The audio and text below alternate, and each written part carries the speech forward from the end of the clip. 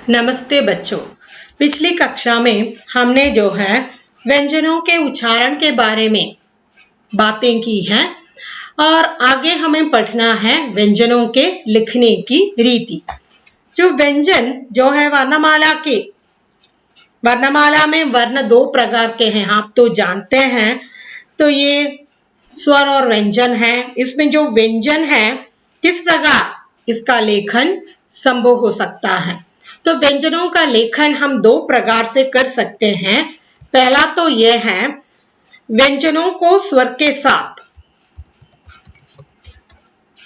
व्यंजनों को स्वर के साथ, ये तो हमने पहले पढ़ चुके हैं। स्वरों के लिखने की रीति में ही हमने पढ़ चुके हैं। स्वर और व्यंजन को मिलाकर हम कैसे लिखेंगे, वही बात यहाँ पर भी है। और दूसरा जो है व्यंजनों को व्यंजनों के साथ, व्यंजनों को व्यंजनों के साथ। तो आप देखिए, तो व्यंजनों के लिखने की रीति वर्णमाला में जो है दो प्रकार के वर्ण होते हैं, वो स्वर वर्ण और व्यंजन वर्ण है। और स्वरों के लिखने की रीति के बारे में हमने पढ़ चुके हैं। और आगे जो है व्यंजनों के लिखने की रीति, ये दो प्रकार से व्यंजन हम लिख सकते हैं, व्यंजनों को स्वरों के साथ मिला के और व्यंजनों को व्यंजनों के साथ मिला के। व्यंजनों को स्वरों के साथ मिला के जो बात है वो हम स्वरों के लिखने की रीति में ऑलरेडी हम पढ़ चुके हैं। व्यंजनों को व्यंजनों के साथ हम कैसे लिखेंगे, यही हमें आज देखना है। तो ഇന്ന് നമ്മൾ പഠിക്കുന്നത് വ്യഞ്ജനം എഴുതുന്ന രീതിയാണ്. വർണ്ണമാലയിൽ രണ്ട് തരം വർണ്ണങ്ങളുണ്ട്, സ്വരവും വ്യഞ്ജനവും. നമ്മൾ ആദ്യം സ്വരവർണ്ണം എങ്ങനെയാണ് എഴുതുന്നതെന്നുള്ളത് പഠിച്ചു കഴിഞ്ഞു.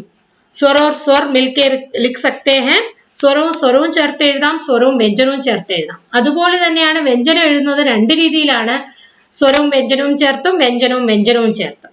അപ്പോൾ നമ്മൾ നേരത്തെ പഠിച്ചു കഴിഞ്ഞു സ്വരം എഴുതുന്നതിൽ വ്യഞ്ജനവും സ്വരവും ചേർത്ത് എങ്ങനെ എഴുതാം എന്നുള്ളത്. അപ്പൊ ഇവിടെ നമുക്ക് പുതിയതായിട്ട് പഠിക്കാനുള്ളത് വ്യഞ്ജനവും വ്യഞ്ജനവും ചേർത്ത് എങ്ങനെയാണ് എഴുതുന്നത് എന്നാണ്. तो व्यंजनों को व्यंजनों के साथ मिला के हम कैसे लिखेंगे. तो देखिए,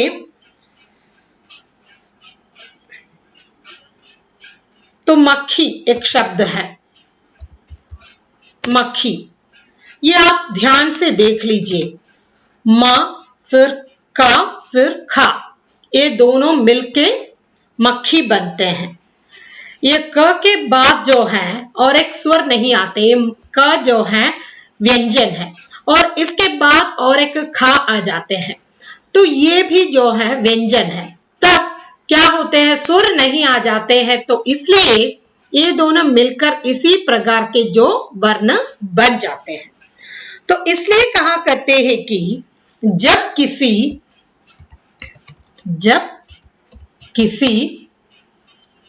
व्यंजन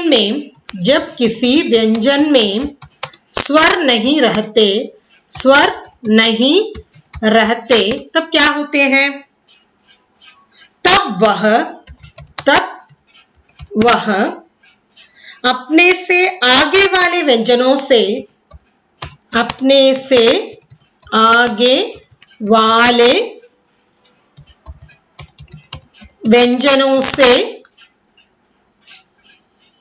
जुड़ जाता है. तो देखिए, मैंने जो उदाहरण आपको बताया है मक्खी, यहाँ पर जो है क के बाद जो है एक स्वर नहीं है, वहां पर भी व्यंजन आ गए हैं, तो ये दोनों जुड़ के ऐसे ख बन जाते हैं. तो देखिए, बताए जाते हैं कि जब किसी व्यंजन में स्वर नहीं रहते, तब वह अपने से आगे वाले व्यंजनों से जुड़ जाता है.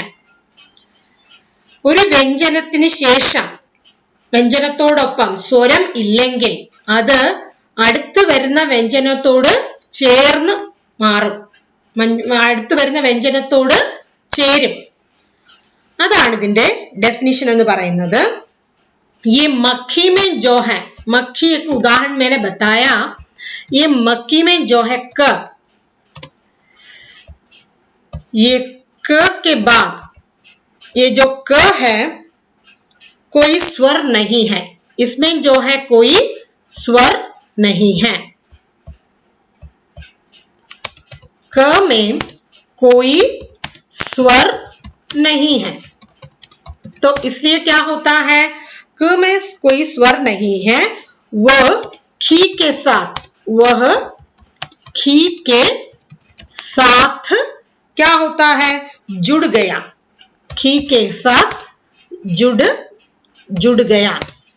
तो खी के साथ जुड़ के क्या बन गए हैं, खी के साथ जुड़ गया, ये खी के साथ जुड़ के क्या बन गए हैं, खी बन जाते हैं, खी बन जाते हैं। तो ये आपके समझ में जरूर आए होंगे। जब किसी व्यंजन में स्वर नहीं रहते तब वह अपने से आगे वाले व्यंजनों से जुड़ जाता है। यहाँ पर जो मक्खी उदाहरण है, इस उदाहरण में जो है क एक वर्ण है, एक क में जो है स्वर नहीं है, तो स्वर नहीं है इसलिए वो क जो है खी के साथ जुड़ गया और खी बन जाते हैं। वो मक्खी എന്നുള്ള ഉദാഹരണം, അതില് क എന്നുള്ളതിനോടൊപ്പം സ്വരം ഇല്ല, അത് കാരണം ആ क ഖിയോടൊപ്പം ചേർന്ന് ഇഖി ആയി മാറുന്നു। അപ്പൊ അതുകൊണ്ടാണ് ഇതിന്റെ डेफिनेशन ഇങ്ങനെ പറയുന്നത്, जब किसी व्यंजन में स्वर नहीं रहते तब वो अपने से आगे आने वाले व्यंजनों से जुड़ जाता है। तो ये आपके समझ में आए क्या?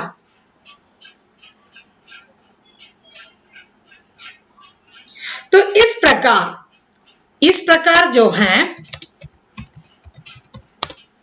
इस प्रकार जो व्यंजनों के साथ लिखते समय, व्यंजनों को व्यंजनों के साथ लिखते समय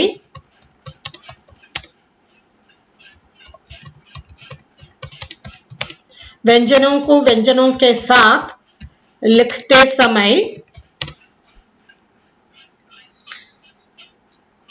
समय हलंद अथवा हल चिन्ह के बारे में मैंने बताया था।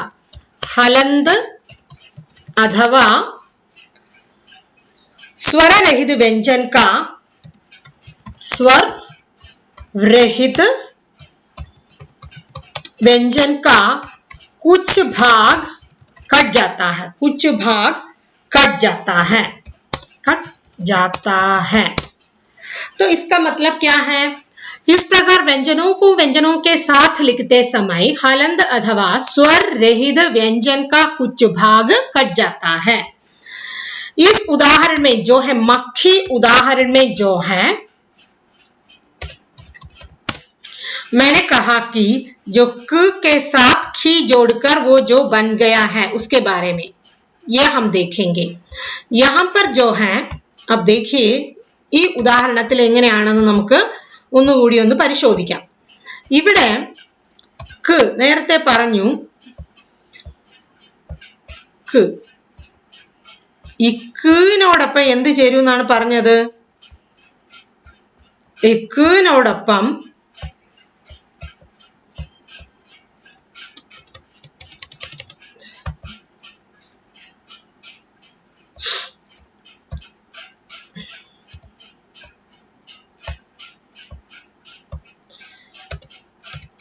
ये क क्या है, ये खी जोड़कर क्या बन गए, इक्खी।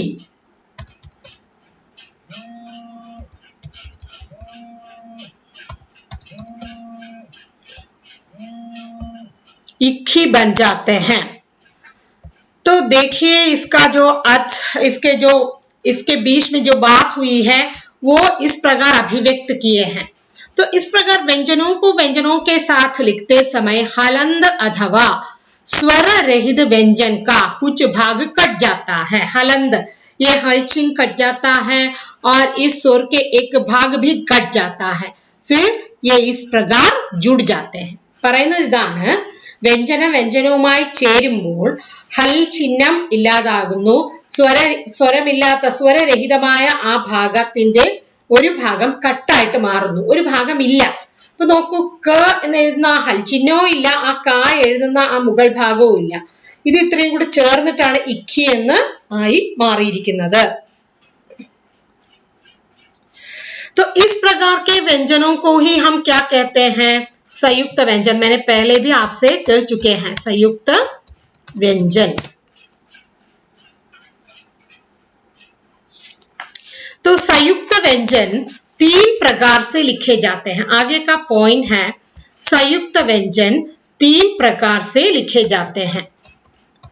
संयुक्त व्यंजन 3 प्रकार से लिखे जाते हैं। ये संयुक्त व्यंजन 3 प्रकार से लिखे जाते हैं और पहला जो है कौन सा है, यही हमें देखना है। पहला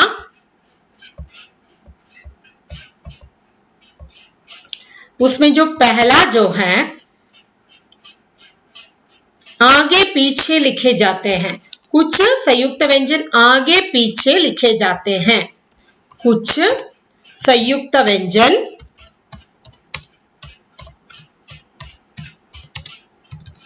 आगे पीछे लिखे जाते हैं।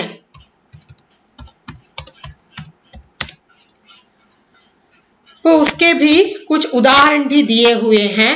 पहले हमने जो देखा है ख,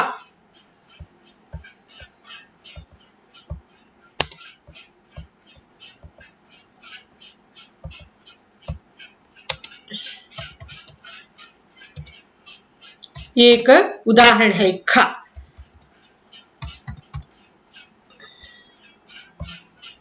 आगे पीछे लिखे जाते हैं। उसी प्रकार ज्ञा,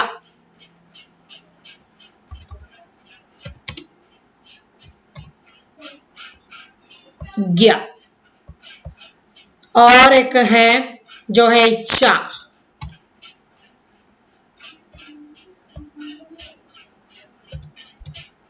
दूसरा जो और एक उदाहरण है छा।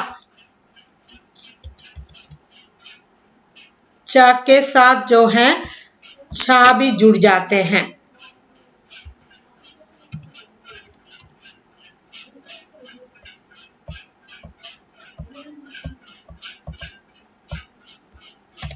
ये तो कुछ संयुक्त व्यंजन आगे पीछे लिखे जाते हैं। संयुक्त व्यंजन जो है 3 प्रकार से हम लिख सकते हैं।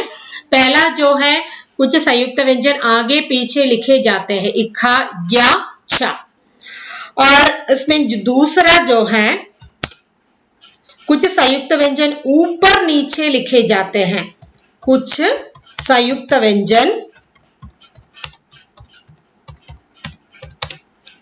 ऊपर नीचे लिखे जाते हैं। इसका भी उदाहरण दिया हुआ है क्रा और अर्क, ये और ट।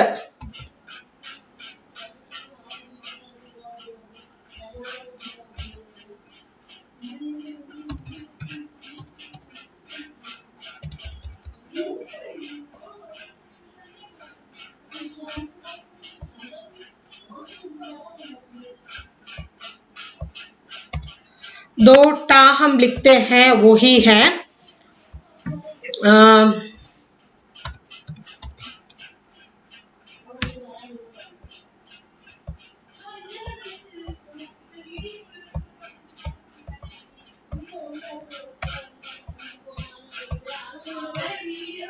इट्टा और डा।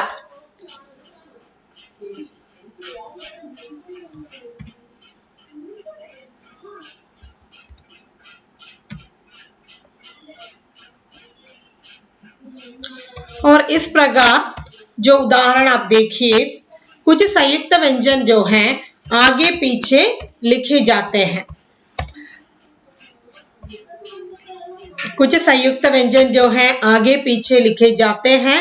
तो इस प्रकार जो है आगे और पीछे इसके जो कुछ अंश कट जाने से हम लिखते हैं। कुछ संयुक्त व्यंजन जो हैं ऊपर नीचे लिखे जाते हैं और वो इस प्रकार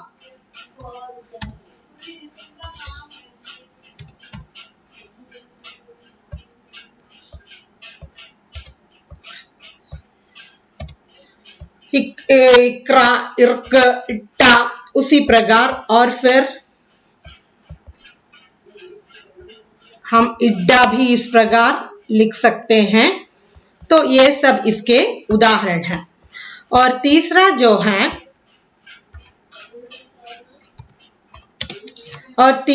जो है कुछ व्यंजन ऐसे हैं जिसमें संयुक्त व्यंजन का रूप बिल्कुल ही बदल जाता है। संयुक्त व्यंजन का रूप बिल्कुल बदल जाता है।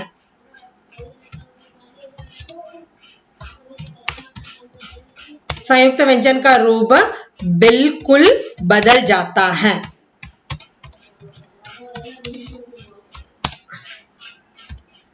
तो वो किस प्रकार के हैं? इक्षा, इत्रा, इज्ञा। मैंने पहले भी आपको संयुक्त व्यंजन पढ़ाते समय कहा था।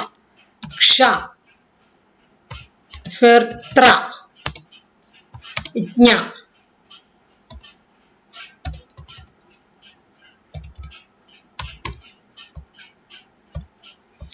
तो देखिए, तो व्यंजन जो संयुक्त व्यंजन कहते हैं, यानी कि दो वर्णमाला के दो वर्णों में व्यंजन, हम व्यंजनों को स्वरों के साथ मिला के लिख सकते हैं, व्यंजनों को व्यंजनों के साथ मिला के लिख सकते हैं। तो व्यंजनों को व्यंजनों के साथ मिला के लिखते समय उसमें स्वर नहीं होते, तब क्या होता है? तब वो जिसमें जो स्वरों का अंश नहीं है उसका जो हल चिन्ह कट जाता है और उसके एक भाग कट जाता है। ऐसे व्यंजनों को हम संयुक्त व्यंजन कहते हैं। संयुक्त व्यंजन तीन प्रकार से हैं। कुछ संयुक्त व्यंजन आगे पीछे लिखे जाते हैं, പുറകിലും മുന്നിലുമായിട്ട് എഴുതും। അത് ദാണ്ടെ ഉദാഹരണം ഇതാണ്। कुछ व्यंजन ऊपर नीचे लिखे जाते हैं। നോക്കുക, ഇവിടെ താഴെ, ഇവിടെ മുകളില്, ഇവിടെയും മുകളിലും താഴെയുമായിട്ട് എഴുതുന്നത്। कुछ संयुक्त व्यंजन जो है उसका रूप बिल्कुल बदल जाता है, തികച്ചും വ്യത്യസ്തമായ രീതിയിൽ എഴുതുന്നത്। ഇക്ഷ, ഇത്ര, ഇഗ്യ। और आगे जो है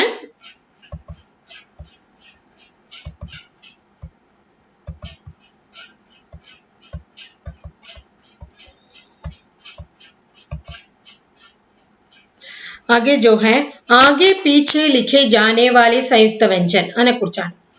आगे पीछे लिखे जाने वाले संयुक्त व्यंजन, മുകളിലും താഴെയുമായിട്ടല്ല, മുന്നിലും പുറകിലുമായിട്ട് എഴുതുന്ന संयुक्त व्यंजन। तो उसमें यही बताते हैं कि എന്താണ് പറയുന്നതെന്ന് നമുക്ക് നോക്കാം। व्यंजनों में ख, ग, ख, त, ध, ब, भ, म, य, ल, व, श, ष, स ये खड़ी पाई वाले व्यंजन हैं। तो आप देखिए, ख,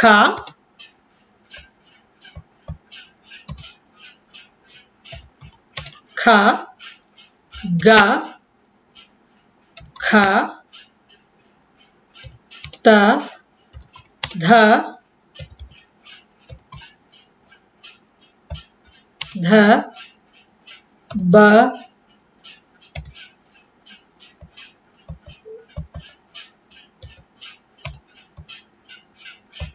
ब, भ, म, य, ल, व, श, ष, स ये सब जो है खड़ी पाई वाले व्यंजन हैं। अर्थात इसके अंत में दो ये इस प्रकार के चिन्ह होते हैं, ये इसे ही हम खड़ी पाई कहते हैं। देखिए, इस प्रकार एक जैसा हम लिखते हैं वही खड़ी पाई है। ഒന്നുപോലെ എഴുതില്ലേ, അതാണ് നമ്മൾ खड़ी पाई എന്ന് പറയുന്നത്। वो ख, ख, ख, त, थ, ब, फ, म, य, ल, व, श, ष, स इनमें जो है खड़ी पाई होते हैं। तो जैसे एक खड़ी रेखा रहती है उसे हम पाई कहते हैं। खड़ी जैसे एक रेखा रहते हैं उसे ही हम पाई कहते हैं। जब वे व्यंजन किसी आगे के व्यंजन से जुड़ते हैं तो पाई गिर जाते हैं। जब ये व्यंजन जो है अन्य किसी व्यंजन के साथ जुड़ जाती है तो ये खड़ी पाई कट जाते हैं। ഈ വ്യഞ്ജനം മറ്റു വ്യഞ്ജനവുമായിട്ട് ചേരുമ്പോൾ അതിന്റെ ഖടീപ്പായി ഇല്ലാതെയായിട്ട് മാറുന്നു. ഇപ്പൊ ഖായാണെങ്കിൽ അതിന്റെ ഖടീപ്പായി മാറി എങ്ങനെയാകും എന്നുള്ളതാണ്. ഇങ്ങനെയായിരിക്കും വരിക.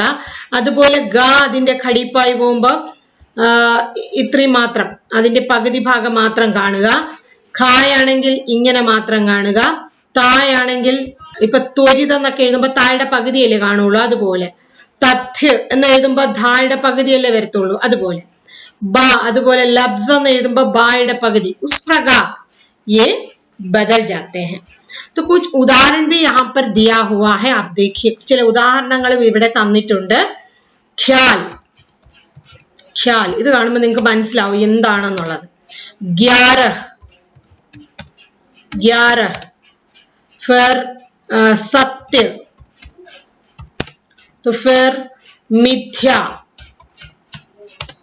फिर प्यार, इस प्रकार. तो आगे पीछे लिखे जाने वाले, आगे पीछे लिखे जाने वाले जो व्यंजन, जो संयुक्त व्यंजन, वो ये ख ख ग ख ख ख ख ख त थ ब भ म, ये सब जो खड़ी पाई वाले हैं, ये अन्य व्यंजनों के साथ मिल जाने से उनके पाई कट जाते हैं. ഇതെല്ലാം ഈ സംയുക്ത വ്യഞ്ജനങ്ങളെല്ലാം ഖടീപ്പായി ഉള്ളതാണ്. അതായത് നീളത്തിൽ വരയ്ക്കുന്ന വര പോലെയല്ലേ ഇത് അവസാനിക്കുന്നത്. ഇത് മറ്റൊരു വ്യഞ്ജനവുമായി ചേരുമ്പോൾ ആ ഒന്നുപോലെയുള്ള ഭാഗം അങ്ങ് നഷ്ടപ്പെടും. ഇതുപോലെ ഖ്യാൽ എന്ന് എഴുതുമ്പോൾ, ഗ്യാറ എന്ന് എഴുതുമ്പോൾ, സത്യ എന്ന് എഴുതുമ്പോൾ, ഉസി പ്രകാർ ജോ മിഥ്യ എന്നൊക്കെ എഴുതുമ്പോൾ ഇങ്ങനെയാണ് സംഭവിക്കുന്നത്. ഇതില്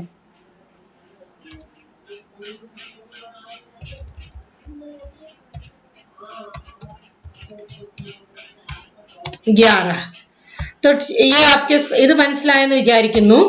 अगले जो है नीचे ऊपर लिखे जाने वाले संयुक्त व्यंजन. രണ്ടാമത്തേത് നോക്കിക്കേ, नीचे ऊपर लिखे जाने वाले संयुक्त व्यंजन वो किस प्रकार है वो हम देखेंगे.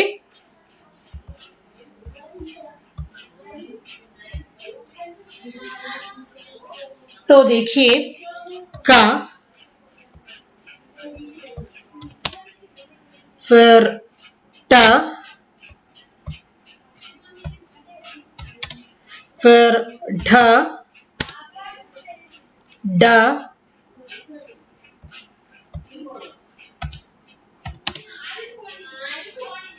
ढ,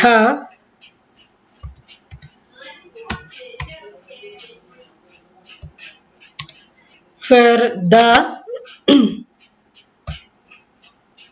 फिर र, फिर ह.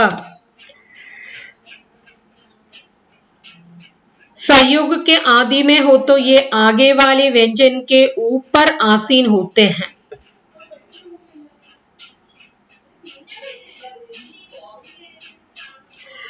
ये जो है अन्य व्यंजन के साथ जो जुड़ जाते हैं तो ये उसके ऊपर आ जाते हैं. इक्का, इट्टा, इसी प्रकार അതിന്റെ മുകളിൽ വരുന്നത് പോലെ നമുക്ക് തോന്നും.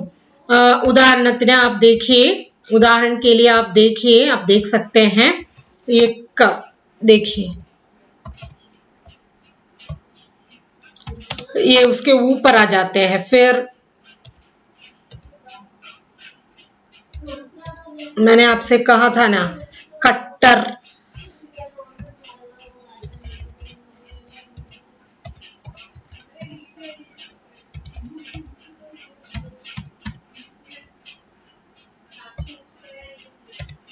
ये भी उसके ऊपर जो आ जाते हैं. फिर उसी प्रकार फिर इट्ठा, इड्डा, इट्ठा, इरका, हुआ, इसी प्रकार भी वे बन जाते हैं. कच्चा,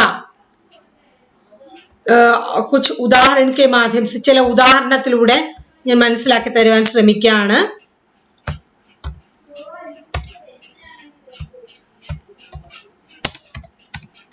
कच्चा देखिए इस प्रकार आ जाते हैं, एक के ऊपर दूसरा. फिर उसी प्रकार तत्वर,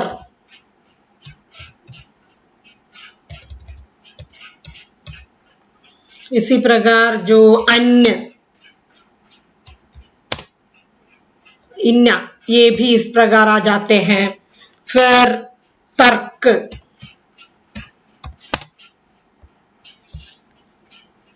इसमें जो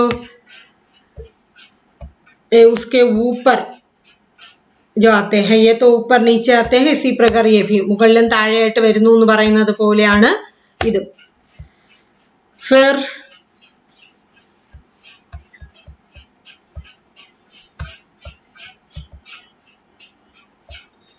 आगे देखिए पत्ता, तो लिखने पर ये ता जो है दो ता आ जाते हैं इसमें, ഇതും അതിന്റെ ഉദാഹരണമാണ്. तो आप देखिए क ट ठ ड ढ द र ह, ये सब एक दूसरे से निकट आ जाते हैं तो इस प्रकार बन जाते हैं, एक दूसरे के ऊपर नीचे ये आ जाते हैं, ഒന്നൊന്നിന്റെ മുകളിലേക്കായിട്ട് വരുന്നത് പോലെ കാണപ്പെടുന്നു. फिर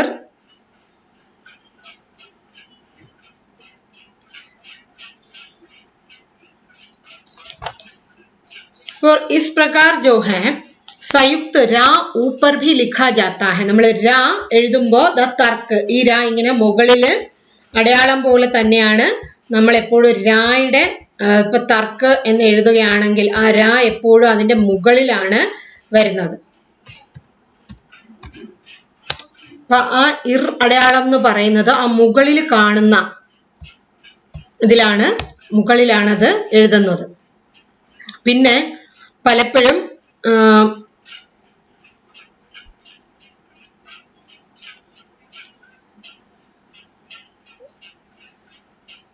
കർമ്മ എന്ന് എഴുതുമ്പോഴും എന്താണ്, കർമ്മ എന്ന് എഴുതുമ്പോഴും ഇറിന്റെ അടയാളം മുകളിൽ തന്നെയാണ് വരുന്നത്. പിന്നെ ക്രമം എന്ന് എഴുതുമ്പോൾ മാത്രം ആ ഇറിന്റെ അടയാളം താഴെ വരുന്നു. ഇങ്ങനെ പലതരത്തിലുള്ള ഉദാഹരണങ്ങളിലൂടെ നമുക്കത് മനസ്സിലാക്കുവാൻ സാധിക്കും.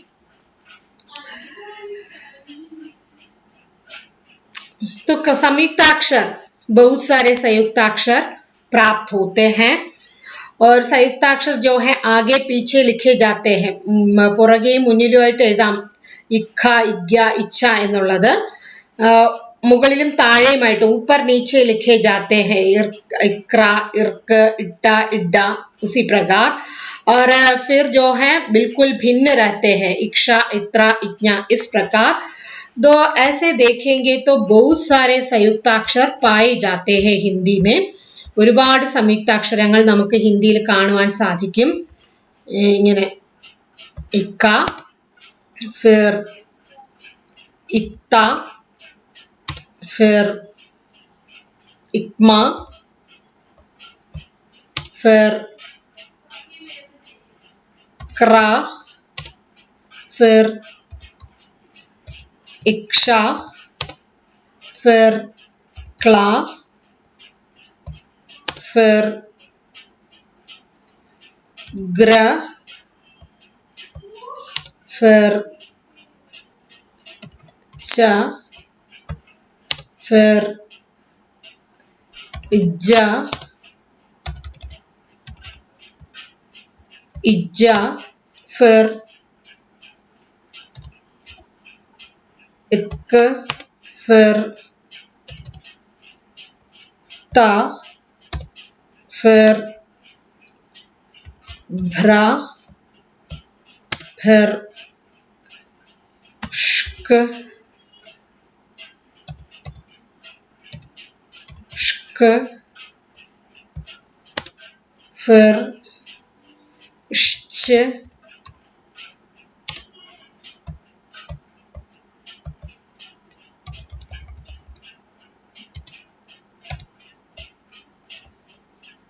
श्च.